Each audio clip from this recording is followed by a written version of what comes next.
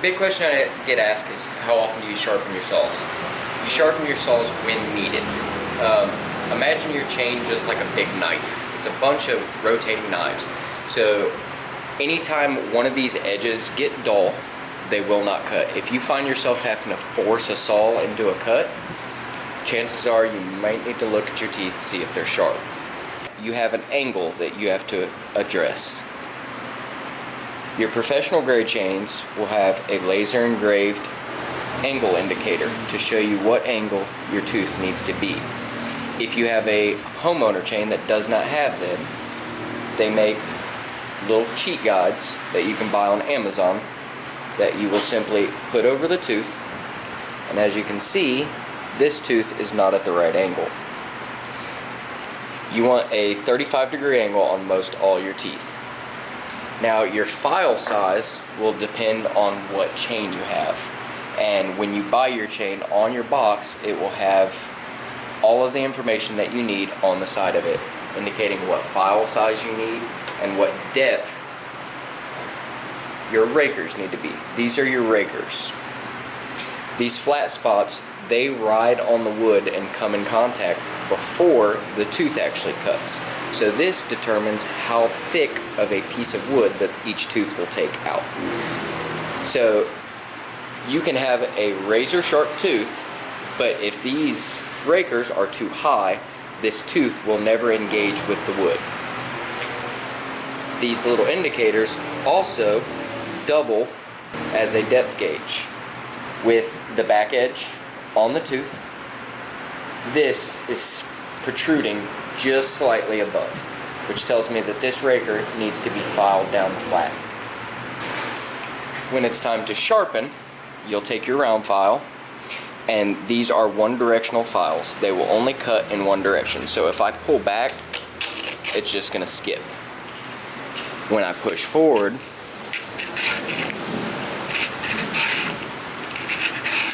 it takes material away. And you can see how I've matched my angle with my guide.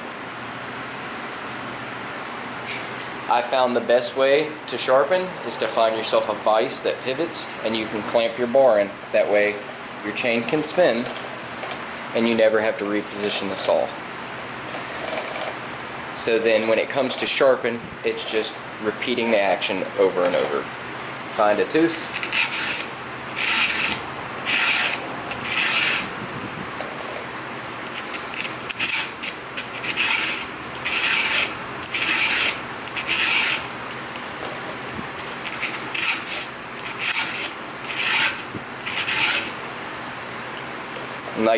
Like I said, you can see I'm only pushing in one direction. I lift the file off on my backstroke.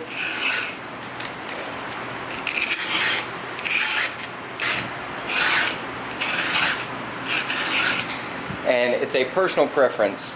Some people will file one, go to the next, file that, go to the next, file that.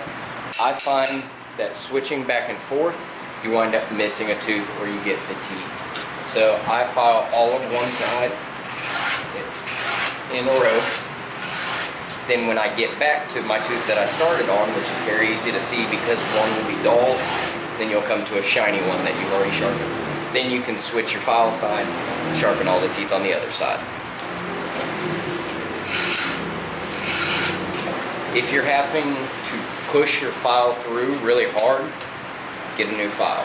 A dull file will get you hurt, because if you're pushing through and forcing with a lot of pressure, if that file comes off and your hand comes across, I've got plenty of scars on my knuckle that will indicate you need a sharp file.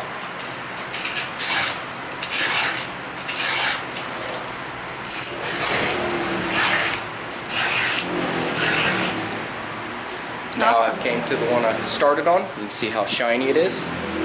Now it's time to switch sides.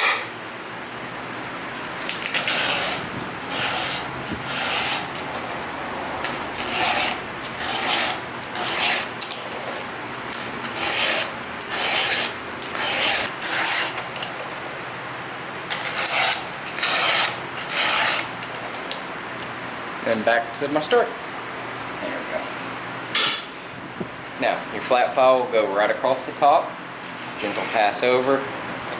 Now these, because you're not switching directions, maybe, you can do all these in the same direction, one after another.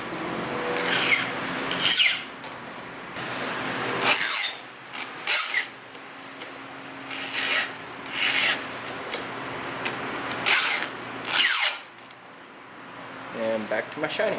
A big misconception when somebody says a chainsaw makes sawdust. It should not make saw powder. It should actually throw out chips of wood, large chips. If these rakers are not down enough, it will throw powder. And a big misconception, people, well, my teeth are sharp, but the chain's not cutting. With practice,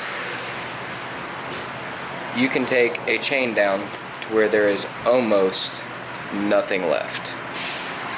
This chain will actually outcut a brand new chain, even though it looks incredibly bad.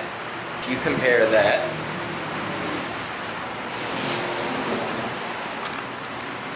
to a brand new tooth, there's a noticeable size difference. Believe it or not, this chain will still cut if you file your rakers down. So when you see this chain, this is in line with the top of this tooth. This is in line with the top of this tooth. If you look very closely, you'll see how this tooth angles back. That's why the farther you go back on this chain, the lower this needs to be to match in line. So on this one, you can see it is in line. It will still cut.